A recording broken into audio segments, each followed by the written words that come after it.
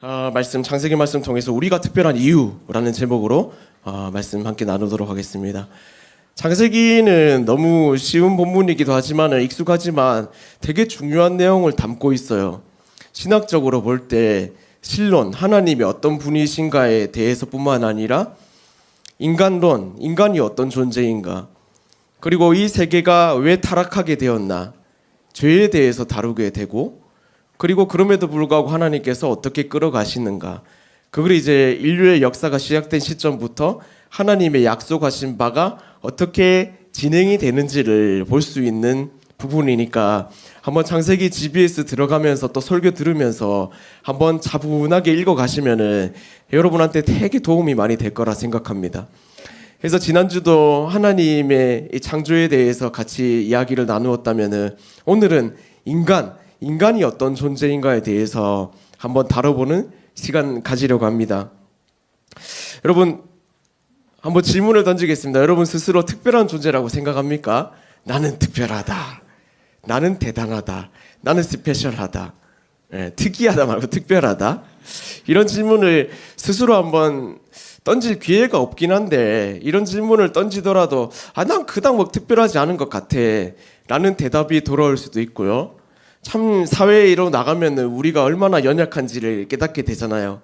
스스로 그래도 집안에 가면 맞죠, 부모님께 자랑받는 아들 딸이고 뭐 귀한 이제 아들 딸인데 밖에 나오면 여전히 약한 내 모습을 보게 되니까 과연 특별한 존재인가 이렇게 반문하게 되죠.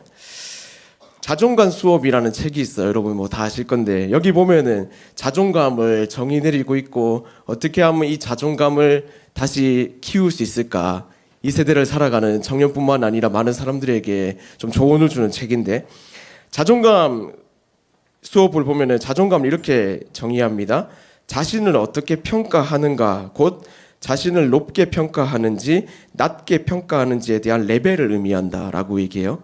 그러면서 이어서 하는 얘기가 뭐냐면 자존감의 줄임말이잖아요. 자존감은 우리가 하는 말, 행동, 판단, 선택, 감정 등 모든 것에 영향을 미친다. 그래서 비교를 조장하는 시대에 자존감은 강력한 스펙이다 라고 말합니다. 동의가 되는 말이죠. 어딜 가나 비교하잖아요. 그렇죠?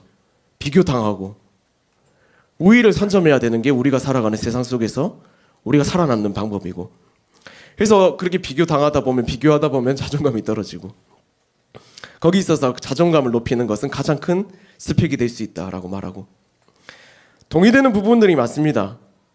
그러나 바로 이제 잡아야 될 부분이 뭐냐면은, 이 자존감을 높인다고 할 때 여기에 전제되어 있는 조건은 뭐냐면은, 인간은 완벽한 존재이며 인간의 사고도 완전하기 때문에 바깥에 있는 환경으로 인해서 그게 무너졌을 뿐이지 우리 안에서 그걸 완전하게 세워야 된다, 그리고 세울 수 있다 라고 말하는 게 자존감을 주장하는 것이나 자존감을 높이는 방법에 관한 작가들이 얘기하는 거거든요.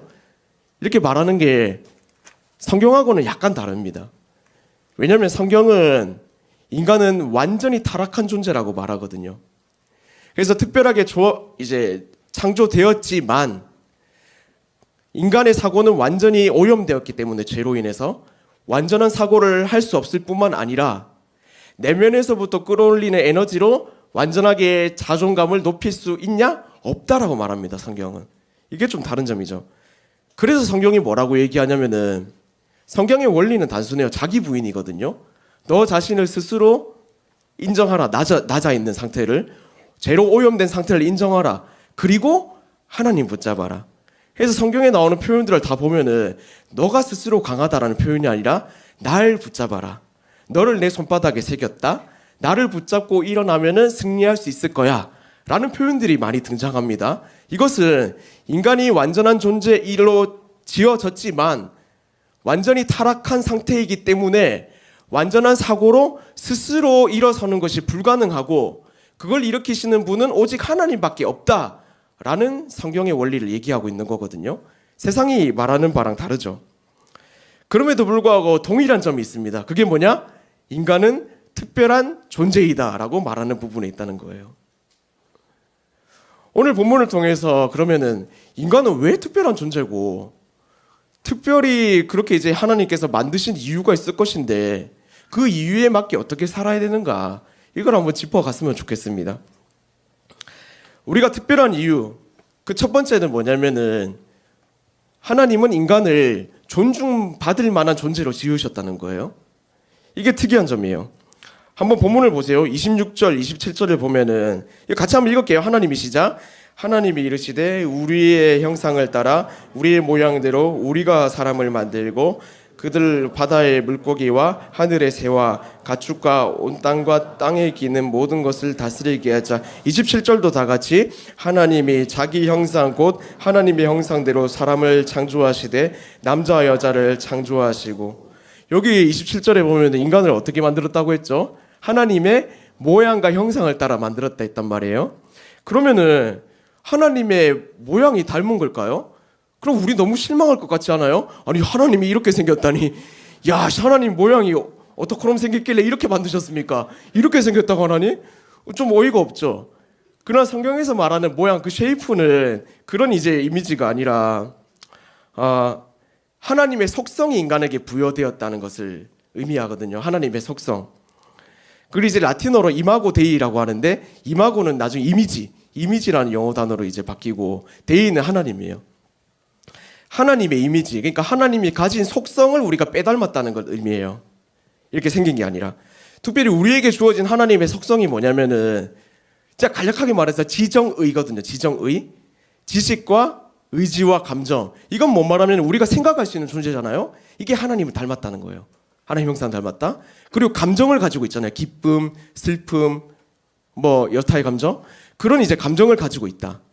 그리고 의지. 생각이 있고 감정을 따라서 움직일 수 있고 멈출 수 있고 행할 수 있고, 그리고 잠깐 이제 돌아설 수 있고, 그런 이제 가진 의지가 지정의, 이게 하나님의 형상을 빼닮았다. 하나님의 속성을 가지고 만들어졌다. 이걸 의미해요.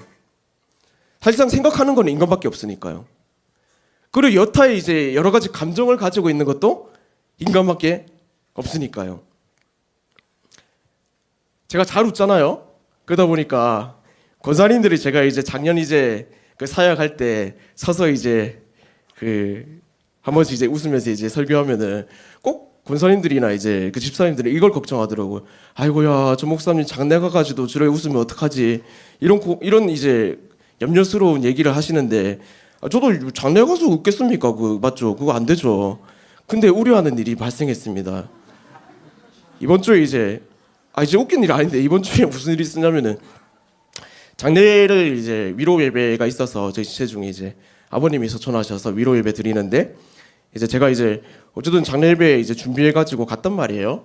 그래서 과정이 뭐냐면 찬양하고 또 기도하고 말씀 전하고 또 이제 축도하고 이런 이제 그냥 기본적인 그런 이제 순서를 가지고 갔는데, 저도 이제 작년 사역 때는 막 장례 이제 많이 하다가 청년 사역 계속 하다 보면 사실 장례보다 결혼이 많잖아요. 그러다 보니까 좀 안 익숙한 거예요. 찬양도 사실은 거기서 반주가 아니라, 그러니까 제가 생각하는 이제 음으로 이제 해야 되는데, 이제 찬송가를 가져갔는데 찬송가 그거 아세요? 대부분 높다는 거? 그거 알죠? 그거 되게 새벽에 힘들잖아요, 찬송가 부르기. 하고 찬송가를 이제 제가 그거 이제 장례 찬송가 그런 것들이 이제 좀 따로 이제 모아져 있거든요. 그걸 이제 부르는데, 제가 처음에 장례 찬송을 부르는데 제가 첫음을 잘못 잡았어요. 엄청 높이 잡아가지고 클라이막스 때 이제 처음 부르면서 제가 느꼈죠. 하늘, 큰일 났다 이거. 클라이막스 때 큰일 났다. 그랬는데 이제 유가족 분들도 사실은 근데 마음이 좀 진정이 되셨어요. 이분들이 그래도 위로 예배도 많이 하고 그래가지고 마음이 되게 이제 많이 높고 또 서로 간에 이제 감사도 있고 기쁨도 있고 할 때라서 저는 천만다행이었거든요. 그래갖고 이제 제가 이제 부르는데 그분들도 이제 클라이막스를 따라서 이제 못 따라오고 저도 겨우 소화하니까 웃음이 터진 거예요. 그래서 제가 와씨 큰일 났다. 장례식 때 웃음 터져고 와 진짜 나 큰일 났다. 이제 분당 우리 교회에서 세 달 있었으니까 야 이거 그래도 이거 어떻게 해야 되지? 경력을 이거 할 수 있나? 막 이런 막 생각을 하고 있는데 아무튼 끝났어요. 저도 이제 큰일 났다 하면서 이제 잘 부르고 끝났단 말이에요. 그래갖고 이제 이제 우리 최종 도사님도 같이 갔단 말이에요. 갖고 이제 끝나고 이제 장례식 때 또 얘기도 하고 가려는데 이제 권사님이 오시더니 목사님 정말 죄송합니다 하시는 거예요. 뭐가 죄송합니까? 제가 죄송하죠. 뭐 이렇게 웃었어. 죄송합니다. 근데 서로 얘기하는 게 우리 가족들이 그래도 웃어가지고 너무 위로를 얻었습니다. 이러는 거였고 너무 감사했죠. 아, 역시 권사님 이렇게 해석하시는구나. 아, 몇 달 더 할 수 있겠다. 그런 감정 참 저도 야 웃기죠. 아니 장례식 가서 웃기는 목사가 어디 있습니까? 그거 제정신이에요. 그래도 그게 이제 위로가 됐다는 저는 너무 감사하죠. 아 그래가지고 잡는 거 계속 막 머릿속에 떠들고 있어요. 최대한 낮게 잡자. 그런 감정이 있다는 거예요. 감정이 있다는 건 사실은 하나님의 형상을 따라 우리가 지원받았다는 것을 의미해요. 지정의. 그래서 이것뿐만 아니라 우리는 하나님의 뭘 닮았는가 생각할 때 공유적 속성과 비공유적 속성이 있거든요. 비공유적 속성이라고 하면은 그런 거예요. 영원 불멸하심, 전지전능하심, 편재하심, 어디나 있으심, 영광 받으심 이런 게 이제 하나님과 우리가 공유되지 않는 속성.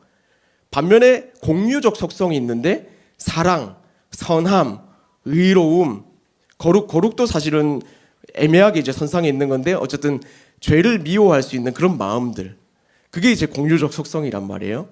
어쨌든 하나님을 따라서 우리의 모습을 차근차근 살펴볼 때 닮은 구석들, 그리고 하나님의 속성이 부여된 것들이 분명히 있어요. 그것 때문에 인간을 특별한 존재다라고 말해요. 근데 이뿐만 아니라 정말 대단한 걸 우리가 부여받았는데 창세기 1장 28절을 보세요. 말씀 보면 이렇게 말합니다. 하나님이 그들에게 복을 주시며 하나님이 그들에게 이르시되 생육하고 번성하여 땅에 충만하라 땅을 정복하라 바다의 물고기 하늘의 새와 땅에 움직이는 모든 생물을 다스리라 하시니라. 여기 보면 4가지 명령을 주셨거든요. 생육하고 번성하고 충만하고 정복하고 다스리라. 4가지. 정복하고 다스리라. 이건 이제 같은 걸로 쳐서요. 그러니까 첫 번째부터 하나씩 따져보면은 번성하라. 생육하고 번성하라는 진짜 그 자손들에 관한 거예요. 육적인 영적인 열매를 맺어가라. 충만하라는 것은 증가하고 가득 채우라는 거거든요. 이게 1장에 나왔던 공허하고 아무것도 없었다라는 거의 반대 표현이에요. 하나님의 기쁨을 충만하게 채우고 하나님의 어떤 이제 속성들은 너네가를 투영시켜 가지고 충만하게 채우라 이런 뜻입니다. 정복과 다스림, 뭘 뜻하냐면은 사실은 우주적 권세를 인간에게 부여해 주셨다는 걸 뜻해요. 우주적 권세를. 사실은 만물을 다스리는 거는 피조물 중에서도 인간에게만 부여된 속성이거든요. 다른 피조물 한번 일장에서 찾아보시면은 정복하고 다스리라는 명령은 인간밖에 주지 않았습니다. 그러니까 신적 자기가 하나님만이 할 수 있는 속성을 인간에게 부여해 주셨다는 거죠. 사실 이거는 압제하고 막 억압하라는 뜻이 아니라 2장에 이제 나중에 에덴 동산의 끝에 가보면은 경작하고 지키라는 말이 표현이 등장하거든요. 사실은 정복하고 다스리라는 것은 잘 유지하고 섬기고 보호해라라는 뜻이 있어요. 막 압제하라는 말이 아니라. 그러니까 다시 말해서 이 다스림이라는 명령을 주신 것이 바로 신적 권위를 인간에게 부여했다라는 걸 뜻하기 때문에 인간은 너무나 특별한 존재로 지어졌다라고 말을 할 수가 있는 거죠. 이뿐만 아니라 시편 8편을 보면 이런 표현이 나와요. 인간에 대해서 8편 4절을 보세요. 사람이 무엇이기에 그를 생각하시며 인자가 무엇이기에 그를 돌보시나이까. 5절 그를 하나님보다 조금 못하게 하시고. 하나님이 그가 인간이거든요. 그가 하나님보다 조금 못하게 하시고 인간이라는 존재를 이렇게 하나님께서 지으셨다라고 시편 기자가 막 노래하는 거예요. 근데 최초에 지어진 아담만 그런 존재냐? 아니라는 거예요. 우리 모두가 그런 하나님 앞에 특별한 존재다. 예수님이 나중에 이제 복음서에서 그런 말씀하시잖아요. 야, 참새가 두 아싸리에 팔리고 그래 들풀도 내가 입히고 하늘의 새도 먹이는데 하물며 너희들이야. 이렇게 이제 우리의 특별함을 계속해서 말씀하고 계시거든요.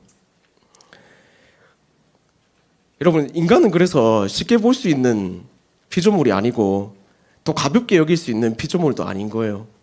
왜냐하면 신적 권위가 부여된 하나님의 대리자니까요. 대리자. 대사관을 가보면 이제 외교관이 있잖아요. 외교관 그 한 사람의 위치나 그리고 중요성이 엄청나고 알고 있죠. 외교관 그 한 사람은 그 나라를 대변하기 때문에 사실은 우리가 그런 존재거든요. 하나님의 외교관이죠. 하나님의 나라, 천국을 대변하는 하나님을 대변하는 한 사람이 바로 우리라는 거예요. 그 말인즉슨 우리 한 명이 존중받을 수밖에 없는 존재라는 것을 뜻해요.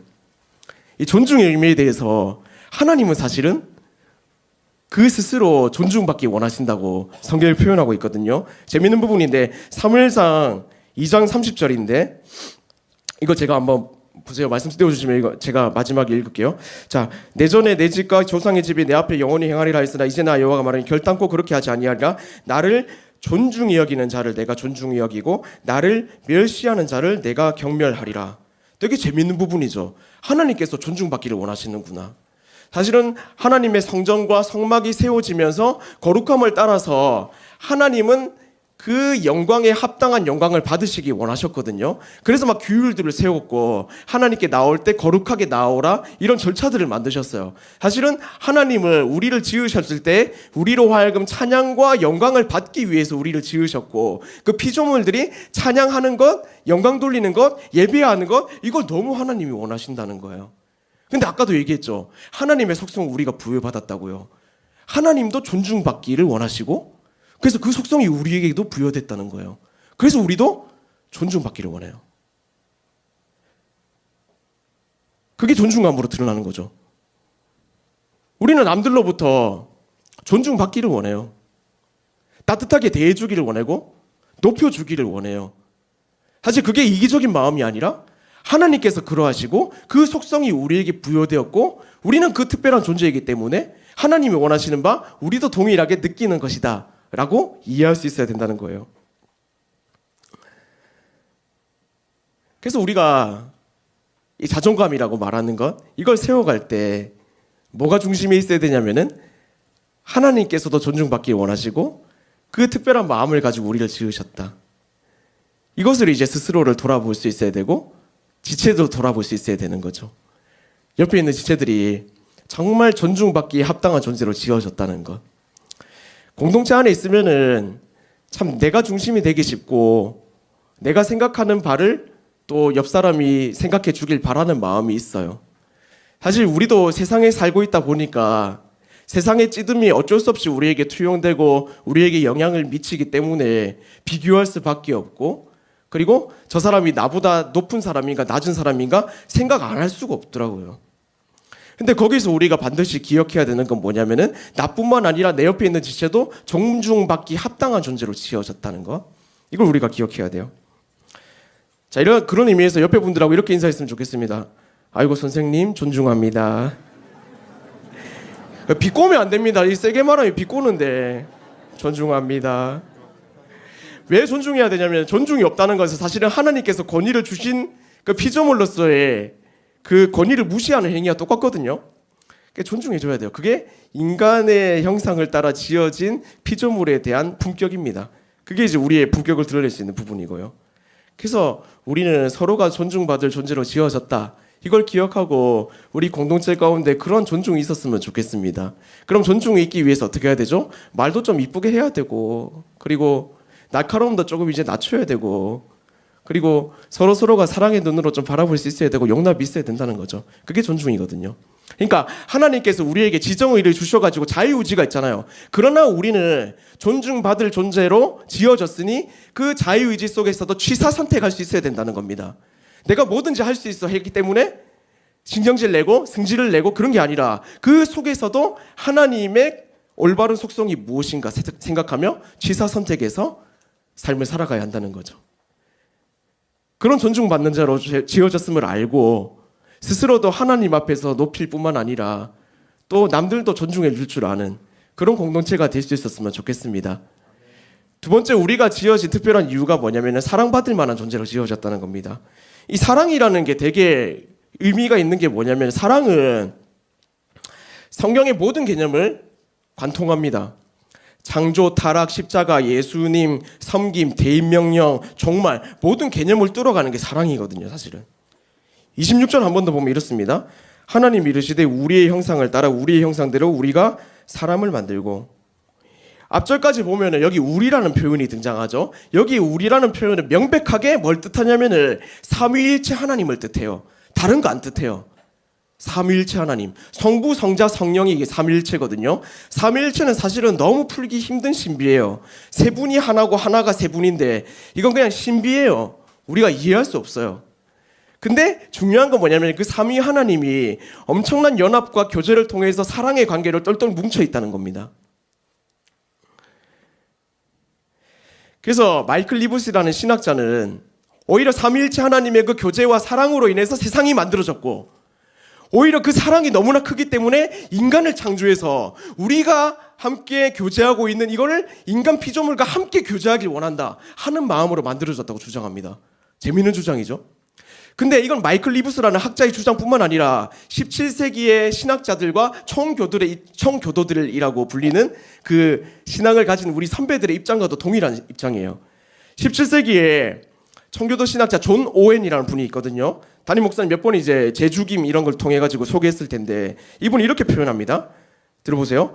모든 사랑의 원천과 원형이고 피조물 가운데 드러나는 모든 사랑은 바로 이 원천, 하나님과의 그 이제 성부가 성자를 사랑하고 성자가 성령을 사랑하는 이 사랑의 원천에서 비롯된 그림자이자 초상이다라고 말해요. 그러니까 하나님의 삼위일체가 그러면 그들의 사랑함으로 인간을 낳았다면 인간은 어떤 존재냐? 관계적 존재라는 겁니다. 부인할 수 없는 관계적 존재라는 거예요. 이 관계적 존재 안에서 인간 한 명 한 명에게 필요한 게 뭐냐면은 사랑과 관심이거든요. 사랑과 관심. 어쩔 수 없어요. 그 인간을 지어놓고 하나님은 인간과 인간 사이에서 그 사랑의 관계가 세워지길 원하셨어요. 마치 누구처럼? 삼위일체 하나님처럼. 그게 하나님 원하시는 거였거든요.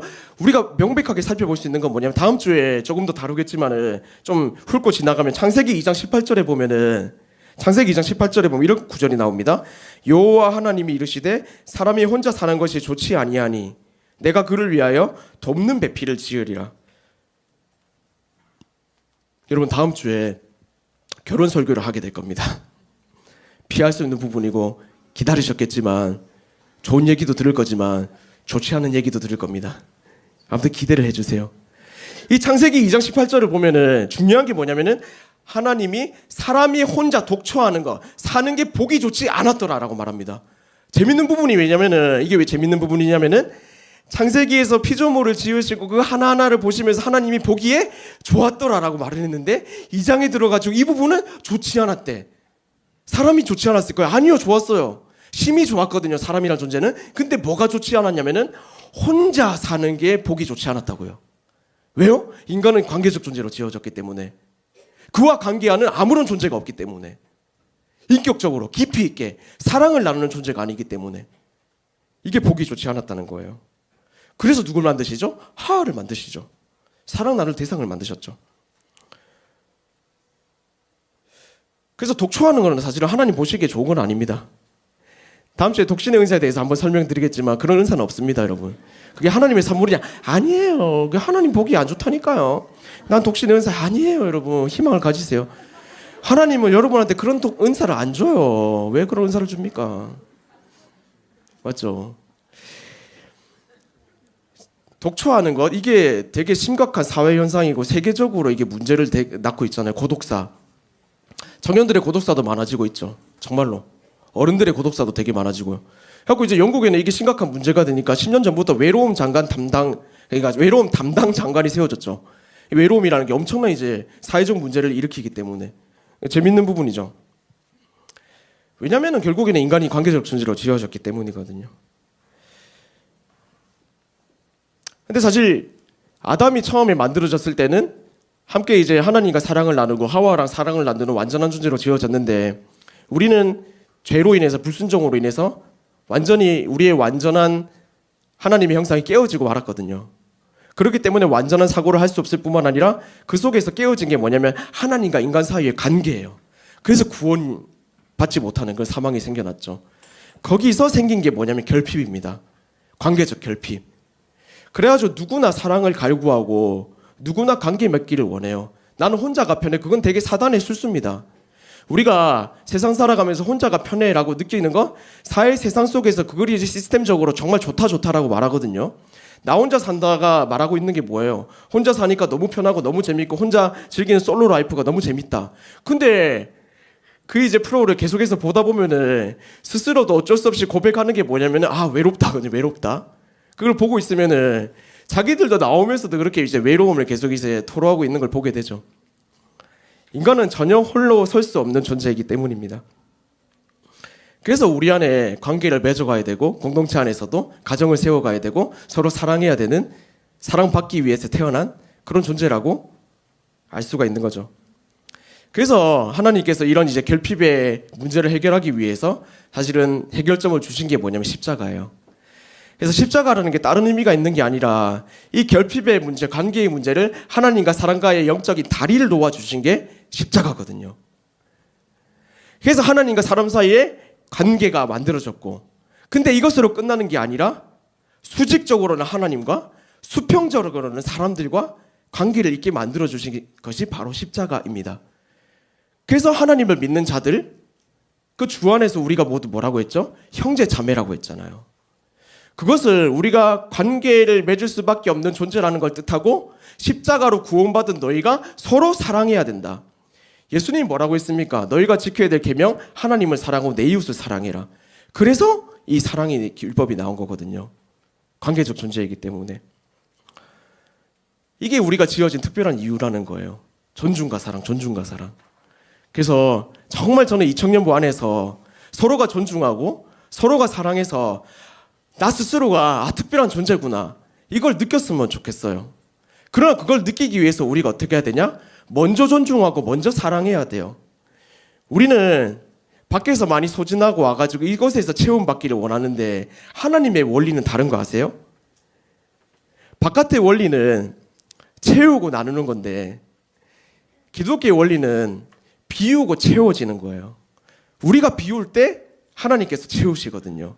우리가 우리 것을 떠나보낼 때 하나님께서 우리를 충만하게 하시거든요. 그게 자기 부인입니다. 예수님께서 하신 섬김이고요. 그래서 바라기는 이런 귀한 존중과 섬김과 배려, 사랑이 우리 가운데 풍성히 있었으면 좋겠습니다. 근데 이런 우리가 존중과 사랑받을 존재로 지어졌다고 했을 때 어떤 마음으로 나아가야 되는가 할 때 성경은 이렇게 말하고 있거든요. 우리 마태복음 11장 28절부터 30절까지 말씀인데 이거 한번 같이 읽어볼까요? 네, 수고하고 시작. 수고하고 무거운 짐진 자들아 다 내게로 오라. 내가 너희를 쉬게 하리라.